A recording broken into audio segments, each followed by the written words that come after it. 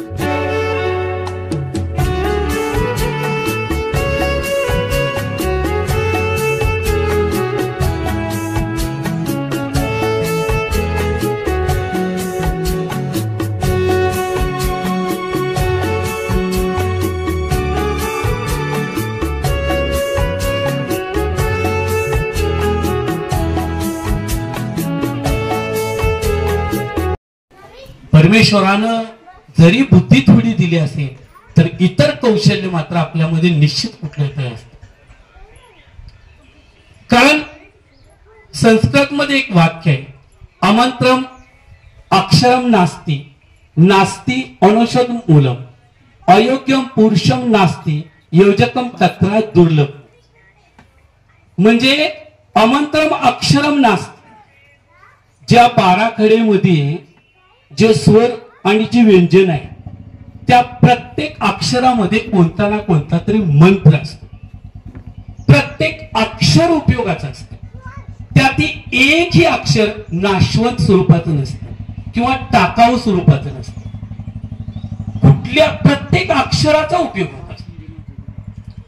तसं या पृथ्वी तलावरती असणारी एकही वनस्पती अशी नाहीये की ती नाशवंत स्वरूपाची आहे. प्रत्येक वनस्पतीचा मानवी जीवनाला विविध आकाराने उपयोग होत असतो आणि प्रत्येक वनस्पतीचा उपयोग करून मानवी जीवन अधिक सुखमय करण्याचा प्रयत्न मानव करतो. तसं अयोग्यम पुरुषम नास्ति, म्हणजे या पृथ्वी तलावरती असा एकही पुरुष नाही, असा एकही व्यक्ती नाही की जो टाकाऊ स्वरूपात. प्रत्येक व्यक्ती ही परमेश्वरानं घडवलेली. परमेश्वरानं कमी अधिक प्रमाणात प्रत्येकाला काही ना काहीतरी दिले, पण जर बुद्धिमत्ता नसेल तर निश्चित त्याच्याकडे कोणता तर दुसरा गुण दिलेला. त्या गुणाचा वापर करून आपण आपल्या मानवी जीवनामध्ये यशस्वीपणे वाटचाल करतोय. आयुष्य खूप सुंदर असतं मित्रांनो, फक्त ते सन्मानपूर्वक आणि आनंदपूर्वक जगायचं. कारण या जगामध्ये सुखदुःखाचा हा डाव नेहमीच असतो. या जगी सर्व सुखी कोण आहे विचारे मला तुझी शोधून पाहावे, संत तुकाराम महाराज म्हणतात.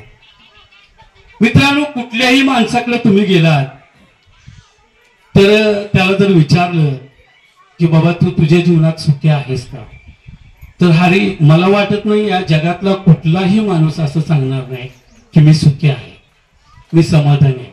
त्याच्याकडे किती जरी पैसा पाणी आला, काय जरी झालं, त्याच्यातलं जगातलं सगळं वैभव त्याच्या मुठीत जरी असलं ना तरी त्याला ते कमीच वाटतं. परंतु आपल्या आयुष्यामध्ये परमेश्वरानं आणि आपल्या बुद्धिमत्तानं आपल्या प्रयत्नानं आपण जे काय मिळवलेलं आहे त्याच्यामध्ये सुखी आणि समाधानी जगा. त्यातच खरं सुख आहे. जे आहे ते सांभाळा. आणि विशेषतः मला आज या गेट टुगेदरच्या निमित्तानं फक्त दोनच गोष्टी सांगणार आहे तुम्हाला. तुमचं आयुष्य सुखी समाधानाने जगा आणि महत्वाचं एकच मी सांगेन, आपली मुलं बाळ सांभाळा. तीच आपली संपत्ती.